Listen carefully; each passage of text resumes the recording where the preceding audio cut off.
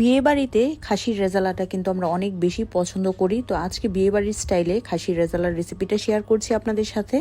এর জন্য কড়াইয়ে নিয়ে নিলাম পরিমাণ মতো তেল, আর এই তেলটা দিয়ে আমি বেরেস্তা ভেজেছিলাম। পরিমাণ মতো পেঁয়াজ কুচি দিয়ে এখানে দিয়ে দিলাম লবঙ্গ, এলাচ, দারুচিনি, তেজপাতা, সেই সাথে দিলাম আদা বাটা, রসুন বাটা। একটু ভেজে নিয়ে এর মধ্যে দিয়ে দিলাম একে একে হলুদ গুঁড়া, মরিচের গুঁড়া, ধনিয়ার গুঁড়া আর পরিমাণ মতো লবণ।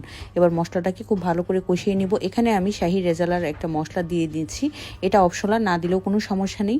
এবার পরিমাণ মতো পানি দিয়ে মশলাটাকে ভালোভাবে কষিয়ে নিয়ে 1 কেজি পরিমাণ দিয়ে দিলাম খাসির মাংস। সবকিছু ভালোভাবে মেশানো হয়ে গেলে ঢাকা দিয়ে রান্না করব 15 মিনিট সময়। মাংস থেকে কিন্তু পর্যাপ্ত পানি বের হয়েছে। জিরা বাটা দিয়ে আরো কিছুটা সময় রান্না করব। এদিকে নিয়েছি টক দই, সেই সাথে নিলাম কাজু বাদাম বাটা, কিশমিশ, সেই সাথে নিলাম পেঁয়াজ বেরেস্তা, জয়ত্রী, আর নিলাম এখানে নারিকেল কুচি, এটা অপশনাল। আর একটুখানি জয়ফল দিয়ে একটা পেস্ট রেডি করে নিব। আর এদিকে কষানো মাংসটার মধ্যে দিয়ে দিয়েছি পরিমাণ মতো পানি, ভালো করে মাংসটা সেদ্ধ হওয়ার জন্য। খাসির মাংসটা এবার প্রায় 90% সেদ্ধ হয়ে গিয়েছে। এবার যে পেস্ট রেডি করেছিলাম কাজু বাদাম আর বেরেস্তা, সেটা পুরোটা এখানে দিয়ে দিয়েছি। চুলার হিটটা মিডিয়াম টু লোতে রেখে রান্না করব আরো প্রায় 20 থেকে 25 মিনিট সময়। এই পর্যায়ে কিন্তু একদম ঝোলটা ঘন হয়ে এসছে। এখানে অল্প একটু গুঁড়া দুধ, সেই সাথে বেরেস্তা আর দিলাম কাঁচামরিচ, আর বিয়েবাড়ির ফ্লেভার আনার জন্য দিয়ে দিয়েছি এখানে কেওড়ার জল। এবার কিন্তু শাহি রেজালাটা একেবারেই রেডি।